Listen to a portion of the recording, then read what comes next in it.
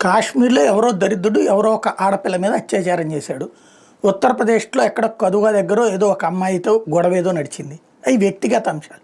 దానికి రాహుల్ గాంధీ, ప్రియాంక గాంధీ వాద్రా, సోనియా గాంధీ వీళ్ళందరూ స్పందిస్తారు, అక్కడికి వెళ్తారు, వెళ్ళేటప్పుడు అడ్డుకున్నారంటారు, రచ్చరచ్చ చేస్తారు.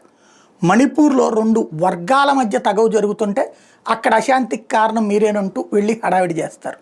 బట్ బెంగాల్ గురించి మాట్లాడరు, బెంగాల్ గురించి ఒక్క ట్వీట్ చేయరు, హిందువుల మీద దాడి జరిగితే స్పందించరు. పోనీ అక్కడ మమతా బెనర్జీని వ్యతిరేకంగానే ఉంటారు వీళ్ళు, మళ్ళీ స్టేట్మెంట్ల పరంగా అక్కడ ఎన్నికల్లో వాళ్ళకి వ్యతిరేకంగానే పోటీ చేస్తారు. కానీ అక్కడేంటి మళ్ళీ హిందువులకు వ్యతిరేకం అనగానే కలిసిపోతారు వీళ్ళు. హిందువుల మీద దాడి జరిగితే వీళ్ళు స్పందించరు, హిందువుకి ఏదన్నా అయితే చచ్చినా స్పందించరు. హిందువుల వలన ముస్లింలకు ఏదన్నా జరిగినా, హిందువుల వల్ల క్రైస్తవులకు ఏదైనా జరిగితే ఇంత బారు స్టేట్మెంట్లు ఉంటాయి. అదే ముస్లింల వల్ల క్రైస్తవుల వల్ల హిందువులకు ఏదైనా జరిగితే పొర్రపాటును కూడా స్పందించరు. అదే వీళ్ళ స్పెషాలిటీ.